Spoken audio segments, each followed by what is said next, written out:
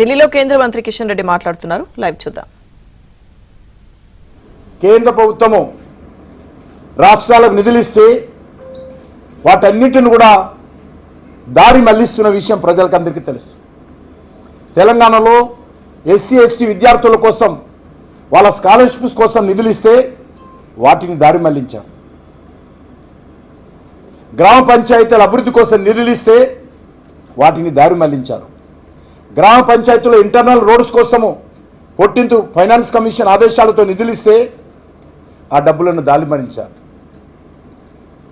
ఈరోజు మనరేగా నిధులు ఇస్తే గత ప్రభుత్వం ఎమ్మెల్యేలకు కోటాలు ఇచ్చి నీకు 2 కోట్లు, నీకు 5 కోట్లు, ఆయనకు 10 కోట్లు, ఈయనకు 50 కోట్లు అని చెప్పి ఎమ్మెల్యేలకు పంపిణీ చేసి మనరేగా నిధులు దుర్వినియోగం చేసినటువంటి చరిత్ర తెలంగాణ రాష్ట్రంలో కనిపిస్తుంది. అయినప్పటికీ సాధ్యమైనంత వరకు కేంద్ర ప్రభుత్వ పథకాలు నేరుగా కొన్ని అమలు చేయాలి. రాష్ట్రాలు ఆ నిధులు ఇస్తే దారి మళ్లిస్తూ ఉన్నారు. ఓట్ల కోసమే ఖర్చు పెడుతున్నారు తప్ప ప్రజల కోసం కానీ మన పిల్లల భవిష్యత్తు కోసం కానీ మౌలిక వసతుల కల్పన కోసం కానీ ఆ నిధులు ఖర్చు చేయడం లేదనే విషయంలో మరి చాలా రకాలుగా కేంద్ర ప్రభుత్వం అనేక పథకాలను నేరుగా అమలు చేస్తున్నటువంటి విషయాన్ని ఈరోజు మనవి చేస్తూ ఉన్నాను. అందులో భాగంగానే కేంద్ర ప్రభుత్వం అనేక సంక్షేమ కార్యక్రమాల కోసం గత 10 సంవత్సరాలుగా 6 లక్షల కోట్ల రూపాయలు ఖర్చు చేయడం జరిగింది. ప్రతి న్యాయ పైసా లెక్క చెప్పగలుగుతాం దేనికి ఎంత ఇచ్చాము. అది అభివృద్ధి కార్యక్రమాలు కావచ్చు, కేంద్ర ప్రభుత్వ పథకాలు కావచ్చు, కేంద్ర సంస్థల కోసం చేసినటువంటి ఖర్చు కావచ్చు. అదేవిధంగా కేంద్ర ప్రభుత్వము అనేక రకాల వడ్డీ రాయితీలు ఇస్తుంది. ఆ రాయితీలను కూడా తెలంగాణ ప్రజలకే ఇస్తుంది. దాని మీద 7,000 కోట్ల రూపాయలు ఖర్చు చేయడం జరిగింది. అదే కాకుండా ఈరోజు రైతులకు సంబంధించి అనేక రకాల సంక్షేమ కార్యక్రమాలు నేరుగా అమలు చేస్తూ ఉన్నాం. రాష్ట్ర పునర్విభజన చట్టం ప్రకారము ఆంధ్రప్రదేశ్కి ఇచ్చారు, తెలంగాణకి ఏమీ ఇవ్వలేదంటున్నారు. చాలా స్పష్టంగా పొందుపరచడం జరిగింది. తెలంగాణ విభజన అంశాల్లో, ఆంధ్రప్రదేశ్ విభజన అంశాల్లో తెలంగాణకు రావాల్సినటువంటి అనేక రకాల కార్యక్రమాలు ఇప్పటికీ అమలు చేశాం.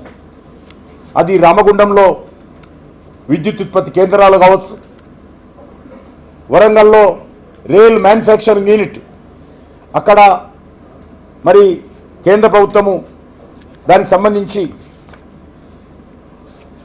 మరి అనేక రకాలుగా అక్కడ కోచ్ ఫ్యాక్టరీలు కానీ, కోచ్లు కానీ, వ్యాగన్స్ కానీ, రైల్ ఇంజన్స్ కానీ మ్యానుఫ్యాక్చరింగ్ కోసం ప్రధానమంత్రి గారు స్వయంగా వచ్చి శంకుస్థాపన చేశారు. మళ్ళీ ఇంకా మా కోచ్ ఫ్యాక్టరీ ఎక్కడ అంటాడు ఆయన. నాకు విచిత్రంగా ఉన్నది.